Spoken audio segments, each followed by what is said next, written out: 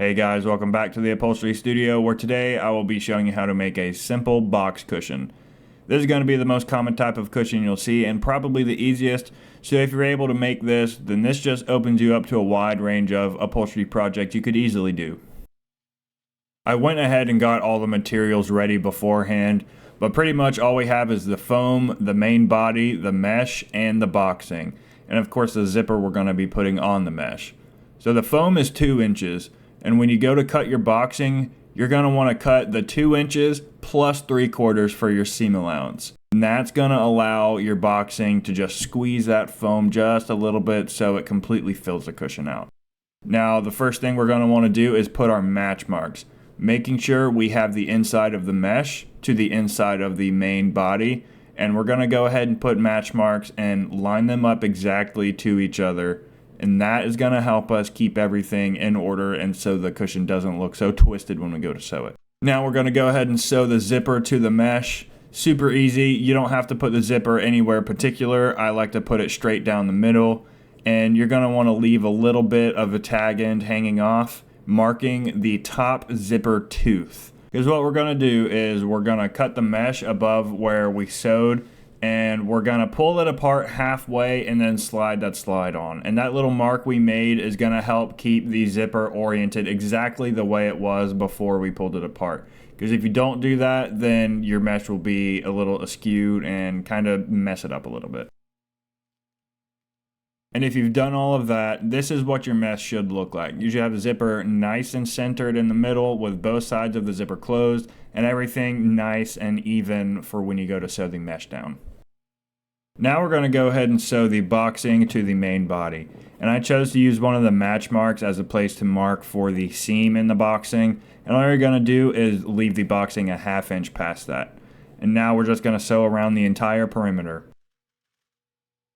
So when you approach a corner on the boxing, you're going to stop a 1/2 inch before you reach the edge of the main body, keeping that needle down. And we're going to make a tiny little snip into the seam allowance of the boxing. And that's going to allow the material to really spread apart and lay really nice and prevent bunching when we go to sew.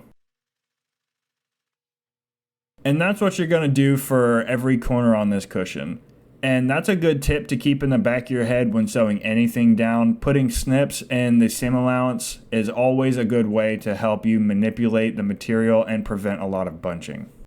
So once you approach the end of your boxing, you're going to stop sewing just a few inches short.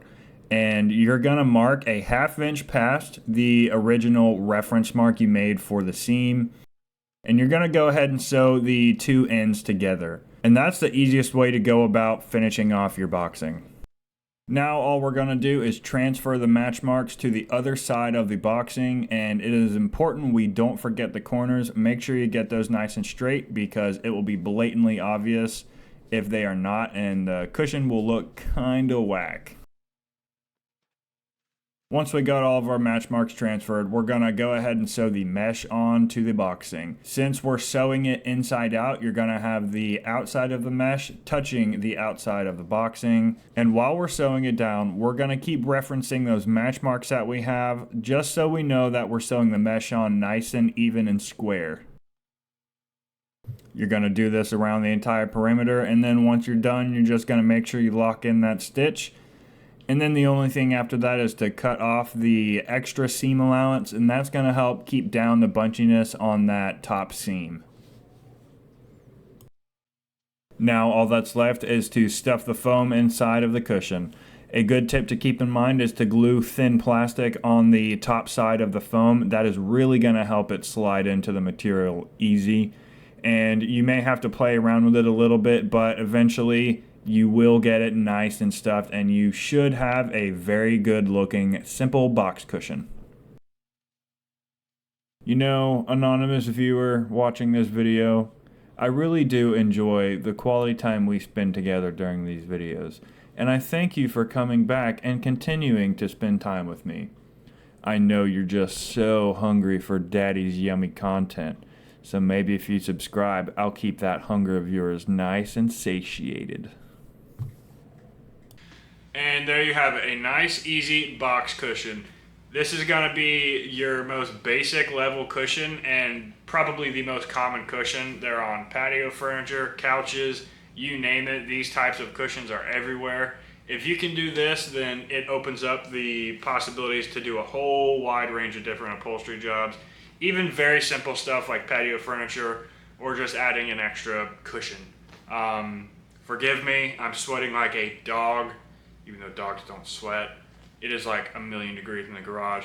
Let me know if you like this, and if you have any questions, I will be more than happy to answer them, and I will see y'all in the next one.